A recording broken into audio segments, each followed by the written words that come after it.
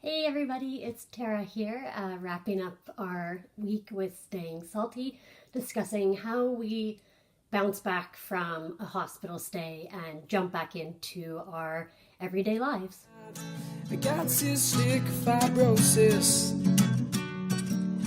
See, I've got cystic fibrosis.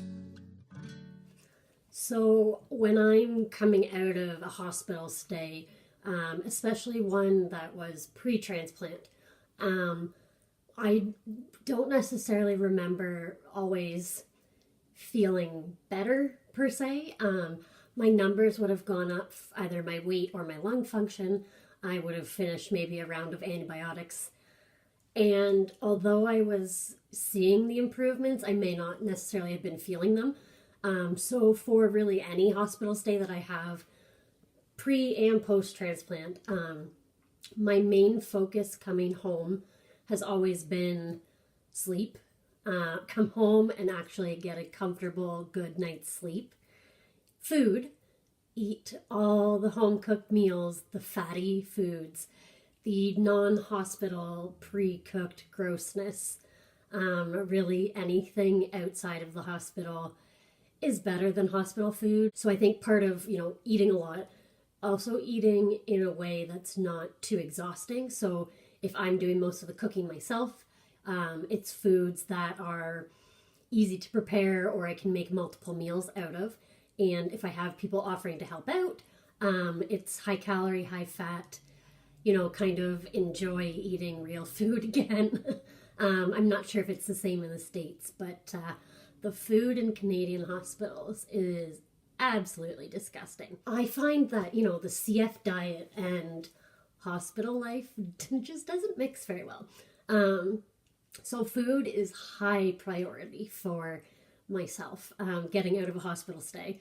Another thing that I try to do that I have to find the balance between, and sometimes I jump in too quick and sometimes I don't jump in quick enough, is I try to book a social outing within the first week of being out of the hospital, whether it's going to Tim Hortons and grabbing an ice cap with a friend, or if it's, meeting up at a friend's house for a bonfire, or you're going over to watch a movie.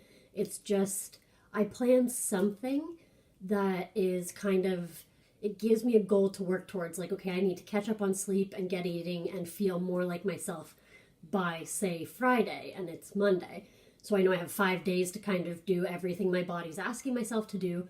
And then come Friday, I will push myself to an extent to go out. And the benefits of that social interaction with people, I find, is almost the kicker I need to really bounce back and get into the normal schedule of life. Whether it's, getting back in school and getting caught up on homework, or if it's getting back to work and taking on, maybe a half shift before jumping right back in. But I find kind of just that social gathering, even if I have people over to my house, is enough that, it makes me feel normal again, even if I still kind of feel a little crappy or you're still getting over some of the med side effects. It just kind of, I don't know, I'm a big social person, so that's always something I try to do. But like I said, it's, committing to one thing and making sure that one thing isn't too much for you to do or it's not too soon.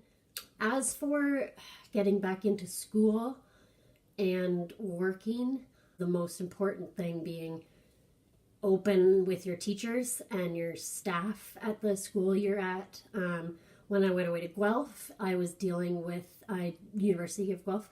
I was dealing with the I don't know the proper name, the Disability Association there, that kind of helped students with any disability approach school in the best way possible for them, which is funny because at the time I still did not kind of associate myself as being disabled by CF at all, despite the fact that I was probably in the 20% range of lung function, sleeping on oxygen, and doing 6 hours of treatments.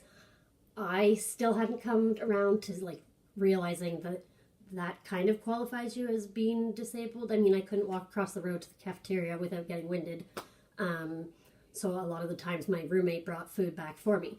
But I guess my biggest tip for anyone that is in school, whether it be high school, like university, college, your master's degree, would be having a faculty member or someone from a proper organization, if your school has that, that you kind of touch base with and keep in touch even when you're healthy, so that if the issue arises that you are sick and you have to be in a hospital or you can't do IVs at home, it's not coming from out of the blue, and you don't have to go through all the red tape and the paperwork of, having to not drop out of school, but not be there for a while, and it could impact your grades.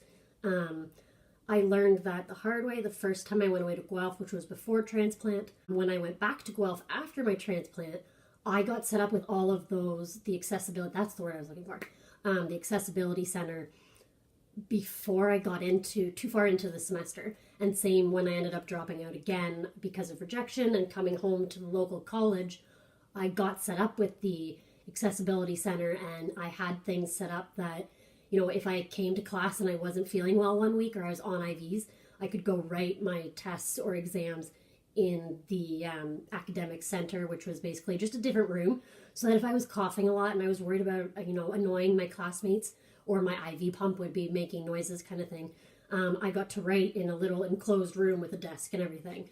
And having that set up in advance and kind of touching base with them made my college experience a whole lot easier. I guess that's my take on bouncing back from the hospital. Sleep, eat, and throw yourself back into the fun social aspects first if you can, and worry about, your scheduling of your normal life that goes on without you. Kind of as, in the background. Your main focus should be yourself and your health, and kind of learn your limits with that and how quickly you can bounce back. And how quickly you bounce back your last hospital stay doesn't mean you're going to bounce back the same the next time. So just keeping that in mind as well, and setting realistic expectations for yourself, I guess, is the best advice I can give to you guys. So hopefully all our videos this week have impacted you or got you thinking about how you might plan for your next hospital stay. Leave your comments, your questions, anything that comes to mind, really. We love interacting with all of you guys. So I will be wrapping things up now. And this is the end of week 1. We hope you come back next week for week 2, where we have a whole new topic. And we'll each be sharing our videos again Monday through Saturday. And we have just one final reminder for you guys this weekend. Just stay salty.